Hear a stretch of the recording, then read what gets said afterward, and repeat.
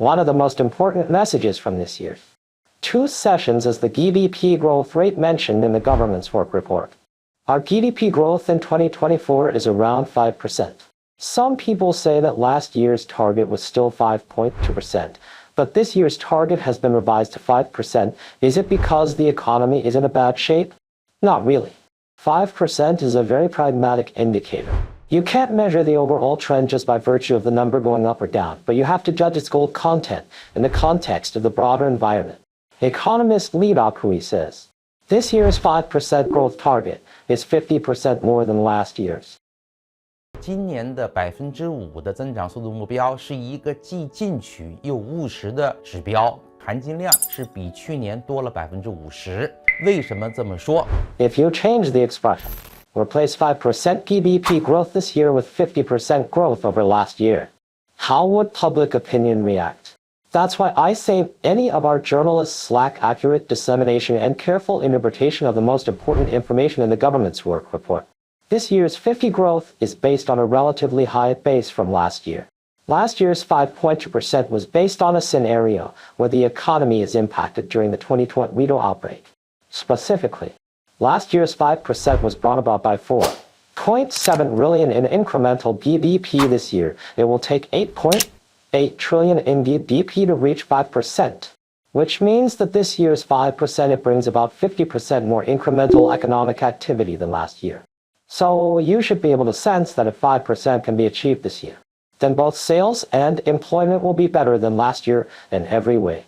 So it's an awesome, much improved goal. Not a conservative, much less a lagging, not quite as good as last year's target. So why is it a pragmatic target again? Because from an economist's point of view, the 5% target is still lower than the current potential growth rate of our Chinese economy. It can be interpreted like this. If all of China's economic problems are fixed, it should grow 6% or even higher. That is, it means that China is likely to grow 6 or close to 6% in 2024. But the government work report emphasizes the 5% target, which is called leaving a buffer. This is also to fix the problems we had in the past in growth, including real estate. Real estate in the past on our economy pulling role is too big. But now we cannot rely on the kind of rough real estate business in the past, and we cannot count on land sales to stimulate economic growth. Real estate upstream and downstream are thus affected. So real estate must be adjusted and problems must be solved. It also includes the problem of local debt. Some time ago, a female entrepreneur went to the government to ask for a debt without success. And as a result, the female entrepreneur was prosecuted and locked up by the local government.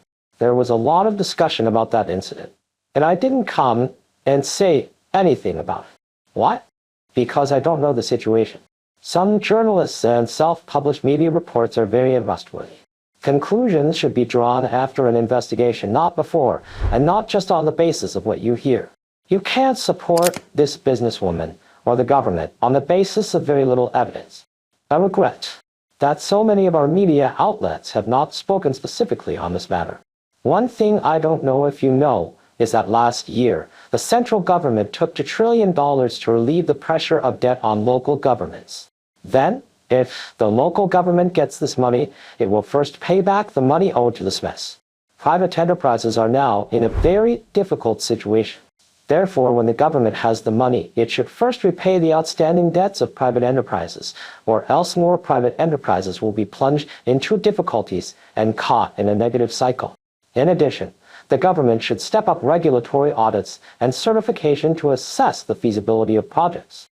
It should reject projects that are not profitable or practically useful and tighten the threshold of indebtedness in order to avoid wasting limited funds and create a favorable investment environment.